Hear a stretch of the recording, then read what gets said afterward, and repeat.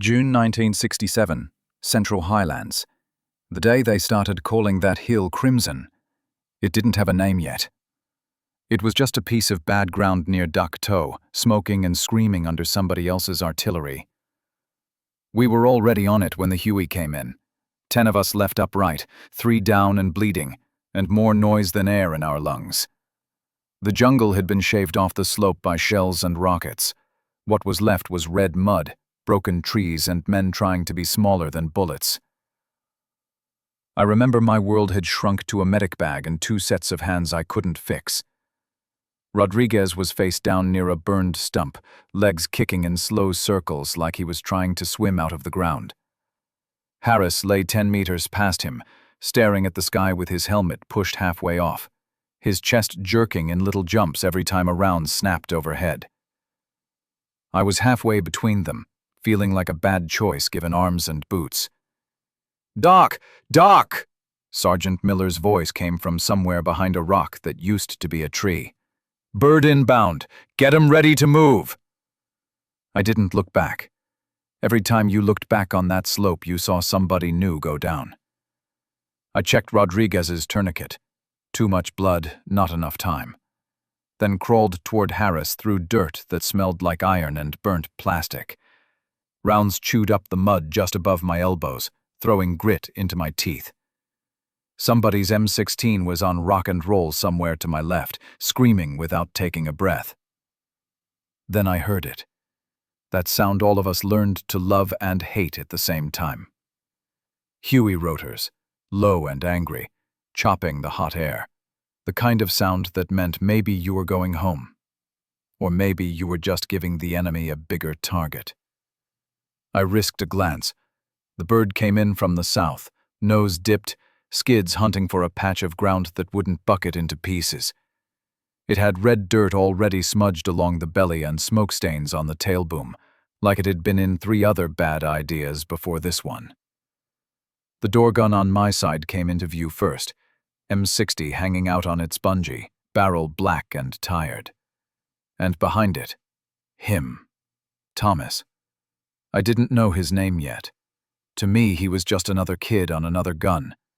Thin face under the helmet, jaw set tight, eyes like he was doing math instead of bleeding fear.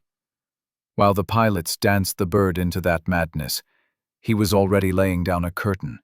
Short bursts, controlled, walking the tracers up the tree line where the muzzle flashes lived. No yelling, no whooping, just work. "You move when I say," Miller barked in my ear as the Huey flared. "You hear me, Doc?" "I hear you," I shouted back, but my hands were on Harris's chest, feeling the sticky warmth that meant I was late. I slapped another dressing on, more for me than him, then hooked my arms under his shoulders. "You're going home," I told him, because that's what medics lie about. "You're going home, man. Just hold on." The Huey's skids kissed the hill like it didn't trust us. Rotor wash slammed the smoke sideways, turning everything into a dirty spiral. Gravel, dust, ash. All of it found my eyes, my nose, the open wounds. Thomas shifted his stance, braced one boot on the skid, leaning out into hell like he owned a piece of it. The M60 chattered in his hands, short, mean sentences. I watched rounds stitch the tree line, kick bark, make leaves jump like they were surprised to be alive. "Go, go!" someone screamed. Maybe Miller. Maybe me. Maybe the hill itself. I dragged Harris, heels bouncing in the mud, his helmet finally rolling off, eyes half-lidded like he was falling asleep during a sermon. Rounds snapped low enough that I heard them change pitch as they went past my knees. Behind me, Rodriguez tried to crawl and managed a groan that sounded like my own voice in a few years. My world narrowed to the skid. Just get him there. Just that far. If he hits the metal, it counts as hope. "Cover left! Cover left!" Thomas's voice cut through the engine and the shooting. Clear, flat, not a hint of panic. He swung the barrel, held it just above my back and opened up. I felt the concussion of each burst through my ribs, like someone pounding on a locked door inside my chest. Brass rained over my shoulders, hot little decisions dropping into my collar, my hair. "Almost there, Harris. Almost there," I muttered, though he couldn't hear me over the rotors.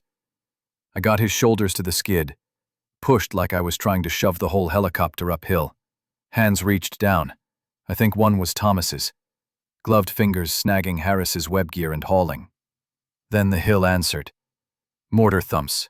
Deep, ugly, from somewhere beyond the tree line. A second later, the ground near the nose of the Huey jumped sideways in a fountain of dirt and shrapnel. The bird shuddered, pitched. The pilot swore into the intercom, voice strangled with too much information. "Fire mission on the LZ! They're walking it in!" someone yelled behind me. I didn't have the luxury of turning around to see who. Rodriguez was still out there, making small noises in the dirt. I dropped off the skid before the crew chief could grab me. Rotor wash nearly knocked me flat, but I used the momentum to half-run, half-slide back down the slope. Somewhere above, Thomas had seen what I was doing, because the M60 shifted again. The fire that had been chewing at our backs moved, grew thicker, louder, pushing the NVA's heads down like a hand on a skull. "Doc, get your ass back here!" Miller roared, but his legs stayed behind cover. Orders are easy. Leaving safety isn't. Rodriguez was lying in a smear of muddy blood, trying to reach for a rifle that wasn't his. His left leg stopped at the knee. The rest of it was a memory and a bad dream. His right hand caught my sleeve when I slid in next to him, eyes wide, whites bright against the mud on his face. "Don't let me die here, man," he said, voice breaking like he was asking something small, like a cigarette. With relief, urgently. "You're not dying here," I lied again, already slapping on another tourniquet, tightening until his scream cut the air sharper than the bullets. The ground shook with another mortar impact. Chunks of hill slapped into my helmet and shoulders. Over all of it, the mortars, the rifles, the shouting, I could still hear Thomas's gun. Da-da-da-da. Pause. Da-da-da-da. It had a rhythm, like he was chopping the space between us and the tree line into manageable pieces. He never hoses, never panics. Short bursts, change angle, short bursts. Keeping heads down, buying seconds. Buying me. I hooked Rodriguez under the arms and dragged, feeling his blood making the mud slick under my knees. He was heavier than he'd been 10 minutes ago. Or maybe that was just my arms giving up. Every time I paused to breathe, I heard Thomas's M60 kick back in, louder, angrier, like he knew if he stopped I'd never make it uphill. A mortar round landed so close I felt the heat on my cheek. The Huey rocked, one skid lifting, rotors flexing. For a heartbeat, I thought it would roll right onto us. Thomas didn't move from the door. He widened his stance, leaned into the bungee, kept firing. "Come on, Doc, move!" he yelled. First time I heard anything but calm in his voice. I shoved Rodriguez the last few feet to the skid. Hands grabbed again. The crew chief, maybe the pilot, reaching back. And then Thomas was there, one boot on the metal, one hand still on the pistol grip of the M60, the other grabbing the back of my collar and hauling both of us up like we weighed nothing. For a second, all three of us were hanging halfway in and halfway out of the bird, gravity and the hill both arguing their case. Then with relief, the Huey lurched upward, skids scraping rock, then finally cleared. I collapsed inside, half on top of Rodriguez, my heart still back down on the slope. Thomas pivoted, planted his shoulder against the frame, and put one last burst into the hill as it fell away beneath us. In that spinning, smoky mess of red dirt and noise, I looked up at him. Helmet crooked, face streaked with sweat and powder. Eyes still scanning the ridge like the fight wasn't done. That was the moment I realized the kid on the gun wasn't scared like the rest of us. He was something else. And by the end of that day on LZ Crimson, I'd find out what that something cost him. The hill didn't wait. We'd barely lifted off LZ Crimson when the first mortar walked in. The Huey shuddered like it had been punched in the gut, skids still almost scraping the dirt. "Incoming! Mortars, 3 o'clock!" the crew chief yelled. Out the door, I saw white puffs step up the slope, each one turning into brown fists of dirt and broken trees. We'd been standing right there maybe 30 seconds earlier. Now that patch of ground was just smoke and splinters. I was on my knees in the cabin, hands jammed into dressings on Rodriguez and Harris, both strapped to the deck with webbing that smelled of mildew and fear. Their blood had already turned the red dust into something darker. The Huey's floor rattled under my knees. "We're too heavy," the pilot barked over the intercom. "I can't hold this hover long." The bird vibrated, straining, rotors chopping hot air and smoke. We were hovering just above the grass, high enough to break bones if we fell, low enough to eat a mortar shell whole. The crew chief leaned out, scanning. "We still got one down there," he shouted. "Left side, near that log." I followed his hand and saw him. Tim's, half hidden in the brush, pinned by a fallen trunk. One arm lifted weakly, like he was reaching for a bus that had already pulled away. "We can't stay," the pilot yelled. "I'm losing it here." That's when Thomas moved. No speech, no cursing, no asking permission.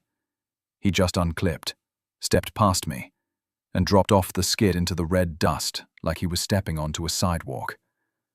"Thomas, get back in the bird!" I grabbed for his vest, but caught nothing but rotor wash.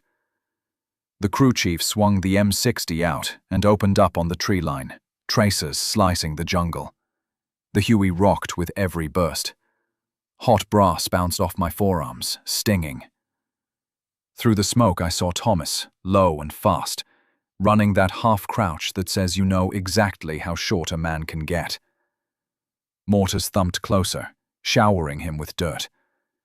He slid the last few feet to Tim's and shoved his shoulder under the log. You could see it was too heavy. The trunk didn't want to move. Thomas grit his teeth, pushed again. This time it rolled just enough. Tim's leg came free in the wrong direction. I felt my stomach flip, even from the air. "Move, Thomas!" I screamed, like volume could bend gravity. He hooked Tim's under the arms and started dragging him uphill, one step at a time, boots slipping in the red mud. A mortar hit close, knocking them both sideways. When the dust cleared, Thomas was on his knees, still pulling. "Bingo fuel!" the pilot yelled. "We're out of time!" "You hold it!" the crew chief snapped. "He's almost there!" Thomas reached the edge of the skid's shadow. I lay flat on the deck, arms hanging out, fingers clawing at Tim's webbing. The crew chief grabbed the other side. We hauled him in like we were stealing him back from the hill itself.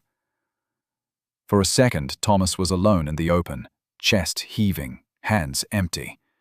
Then a round snapped past his helmet, close enough to twist it. That got him moving again. He sprinted the last few steps and jumped. I caught his wrist. The crew chief grabbed my belt and together we dragged him in as the pilot finally yanked us up and away. Thomas collapsed against the cabin wall. Sweat and dust streaked across his face. Outside, the hill shrank, still spitting fire at us like it was offended we'd taken something back. "You're out of your damn mind," I yelled over the engine. He looked at me, eyes still wired to the fight, and managed the smallest crooked grin. "He was still breathing," he said. "That's the line." I'd seen courage before, but that day on Crimson, watching a kid with a door gun step off into hell for a man he barely knew, I understood something new. Some guys don't calculate odds. They just see someone still breathing. And in their head, that's the only order that ever mattered. The thing about a bad LZ is, you never know it's bad until it starts trying to kill you. We dropped back into Crimson just after noon, heat sitting on the hill like a wet hand, rotor wash tearing the grass flat, my aid bag already sticky with someone else's blood. We had 3 wounded on the ground, 2 more barely hanging on in the bird, and everybody pretending this was just another pickup. Then the ridge woke up. The first burst tore through the air above the cabin, that zipper sound you never forget. Green traces stitched across the tree line and punched into the Huey's skin with sharp, hollow thuds.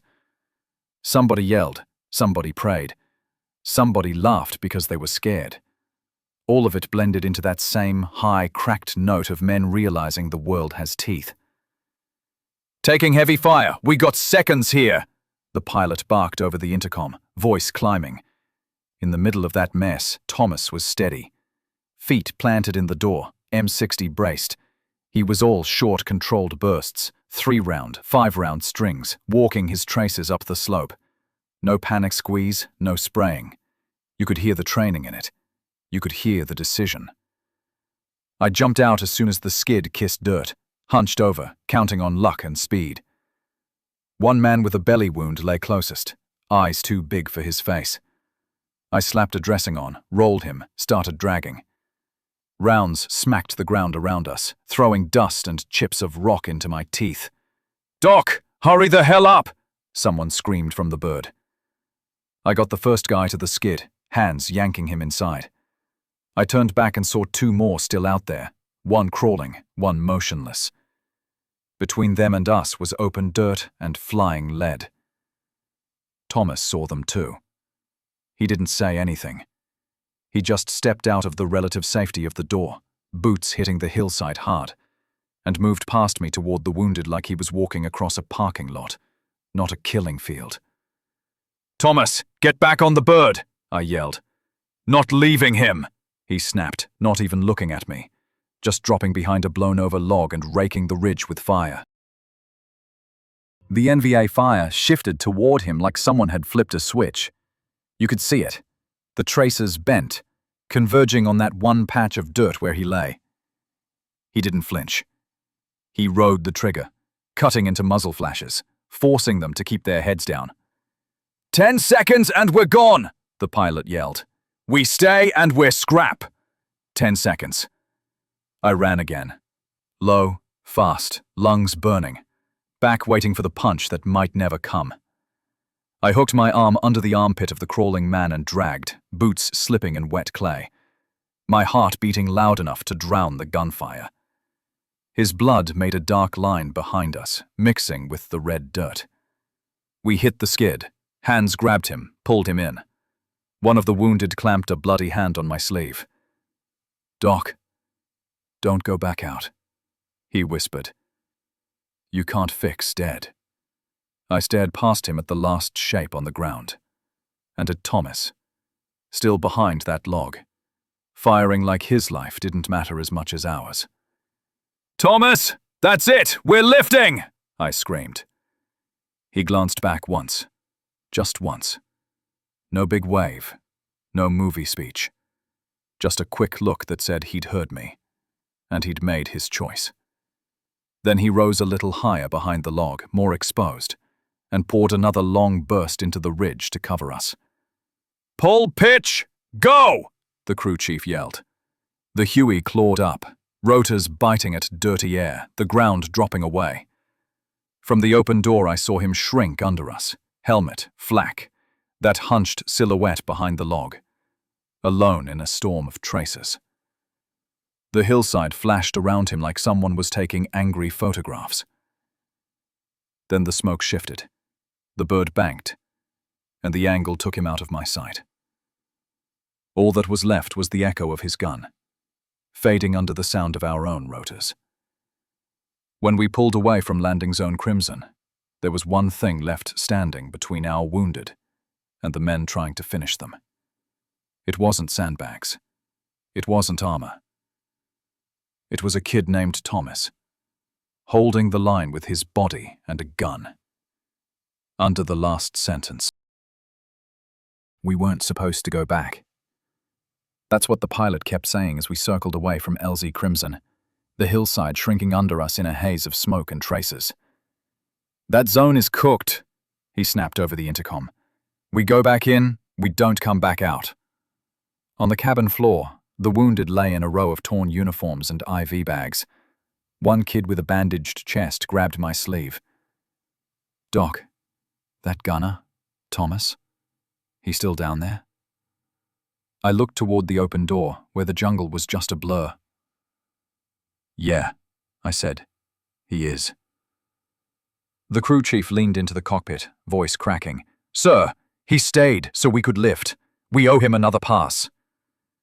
There was a long second where only the engine answered. One more run, the pilot said.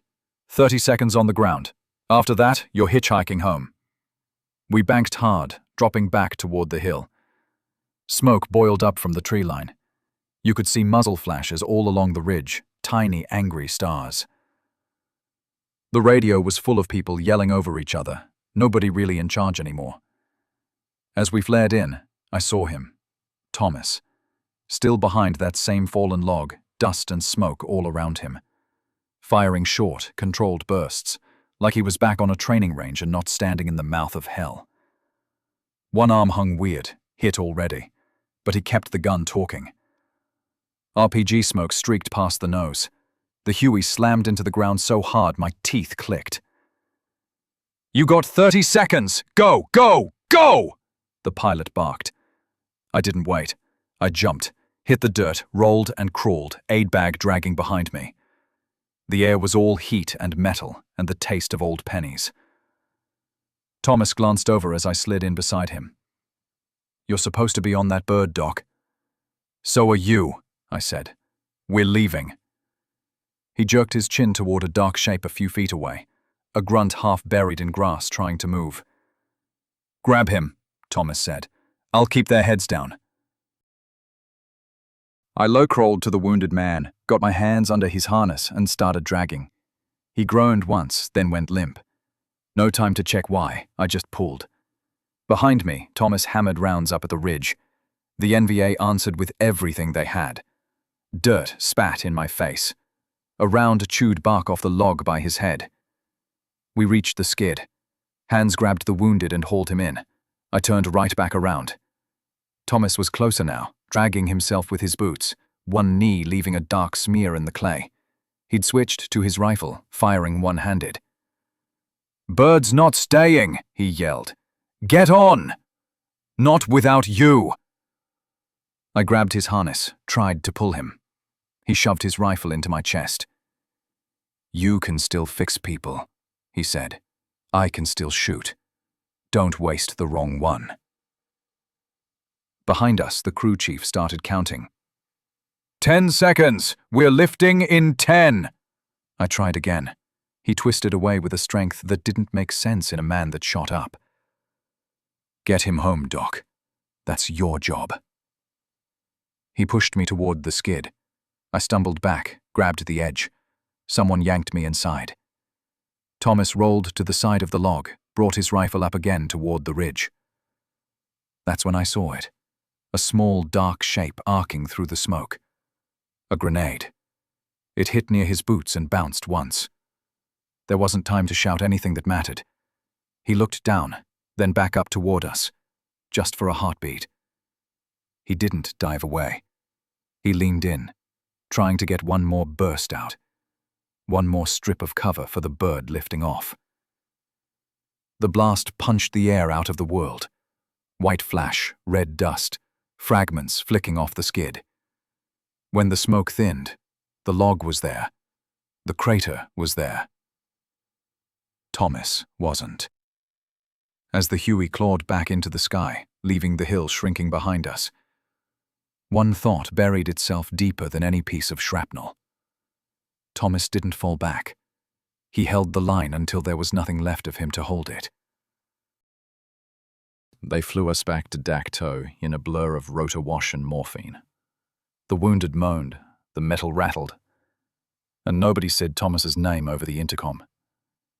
It already felt like the hill had started swallowing him. In the aid station, I did what I knew how to do. I cleaned burns, stapled skin, pushed fluids into arms that wouldn't stop shaking. I told men they were okay, even when they stared past me like I was the one who'd pulled the trigger. Every time I rinsed my hands, red spiraled down the drain.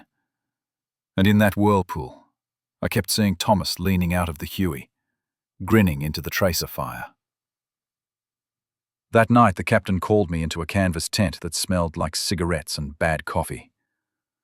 One lantern swung over a folding table, making the map on the wall ripple like it was breathing. "You were closest to him," he said. "Write it up." He shoved a clipboard across the table, pen clipped to the top. "Action report. What happened on Crimson. Keep it tight." I sat on an ammo crate and stared at the blank page until the words finally pushed through. I wrote how Thomas stayed on the gun when the Mortars walked in, how he jumped off the bird when any sane man would have hugged the floor, how he dragged a bleeding kid twice his size through mud while rounds chewed the dirt around his boots, how he kept firing so the rest of us could load one more stretcher. LZ Crimson, intense enemy fire, multiple WIA, KIA, door gunner Thomas, J, KIA during extraction. That was it. 3 lines. No mention of him staying behind. No mention of covering fire. No mention that for 10 minutes he'd been the only wall between us and a hill full of men who wanted us erased. I carried the report to the captain. "Sir, this isn't right," I said. "He saved us. There should be something here, a recommendation, a citation, something." He didn't meet my eyes, just took a drag and watched the smoke climb. "Plenty of men died doing their job," he said. "If we turned every one into a story, we'd never stop typing. Command wants clean reports, not campfire legends." Around the hooch, the guys stopped saying Thomas's name out loud, not because they'd forgotten him, but because it hurt to touch it. They'd say the gunner or that kid on the bird, like if they kept him vague, maybe the war couldn't take the rest of him. That night, back at my bunk, I emptied my pockets. His dog tag slid into my palm, rust creeping around the edges, chain still stiff where the blood had dried. I'd grabbed it on instinct when we lifted him onto the deck, like some part of him needed a witness. I closed my fist until the metal cut into my skin, until the ache in my hand matched the one in my chest. They told me to let it go, to let the report stand, to let the war file Thomas away as just another KIA during extraction. But how do you let go of the man who saved your life, when every breath you take is proof that he's gone? I didn't go looking for Thomas's hometown for a long time. For years it was just a line stamped on his dog tag, city, state. Another fact I tried not to think about. But memories don't fade, they ferment. Eventually you realize if you don't take them somewhere, they'll drown you where you stand. It was a cool fall afternoon when I finally turned off the highway and followed a 2-lane road toward the place on that tag. Small town, water tower, one stoplight blinking over an empty intersection. Flags on porches, kids on bikes. The kind of quiet that would have made no sense to us back at Dak To. For a second I sat in the truck with the engine running, hands on the wheel, feeling my heart beat like incoming mortar. His house was smaller than I'd pictured. White siding, front steps worn in the middle, a porch swing that moved a little in the breeze. The family name was still on the mailbox. I walked up the path feeling like every step was a question I couldn't take back. Then I knocked. An older woman opened the door, grey hair pulled back, cardigan sleeves pushed up, eyes sharp in a face time had carved. She looked me over, like she was flipping through a deck of old photographs in her head. "Can I help you?" she asked. "Ma'am, my name is—" I gave it. "I served with your son, in Vietnam. He pulled my platoon out near Dak To, a place we called LZ Crimson." Her hand went to her chest, not dramatic, just like something heavy had been set down inside her. She opened the door wider. "Come in," she said. "We don't get many who knew him." The living room was a shrine to a boy who never got to be an old man. Senior portrait in uniform, football team photo, a Polaroid of him leaning on a car with a grin that didn't know what was coming. On a low table sat a folded flag in a wooden case and a yellowed telegram. I didn't read it. I'd received enough to know what it said. We sat. She poured coffee that shook a little in the cup. After a while, she asked the question they all ask. Was he afraid? I saw him again on the skid, leaning into traces, like he was arguing with the night. Jumping off the bird when staying aboard would have been the sensible thing, yelling at me to load another wounded man instead of helping him. We were all afraid, I said. But that day, he didn't let it touch what he had to do. Your son stayed out in the open so the rest of us could get home. I'm here because he chose not to leave strangers behind. I told her the real story, not the 3 lines in the report, the mud, the screams, the way he kept firing when everybody else was ducking. How I tried to get his name in the paperwork and watched officers boil it down to door gunner KIA during extraction. No mention of how many men he dragged back from the edge. She listened with her eyes closed, hands folded tight in her lap she could feel. When I finished, she nodded once. They told us he died doing his duty, she said. I've been living with that sentence for 50 years. It never felt big enough. She opened her eyes. What you just told me. That sounds like my boy. I reached into my pocket and pulled out the chain I'd carried since the hill. The metal was worn smooth from fingers and years. I set Thomas's dog tag gently on the table between us. I've kept this since the day he fell, I said. Thought I was keeping a piece of him with me. Truth is, he was the one keeping me together. But it doesn't belong in my pocket. It belongs here. Later, we walked to a small stone memorial near the town hall. Just a slab with names, not marble or fountains, letters softened by rain and time. His was halfway down. I traced it with my thumb, then hooked the dog tag over a little rusted nail someone had tapped into the side of them. Standing there, I understood something simple and hard. The world was never going to know what Thomas did on that ridge. No citation, no movie, no headline.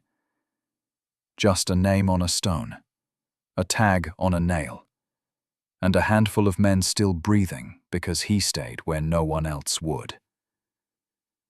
History might forget him, but I won't.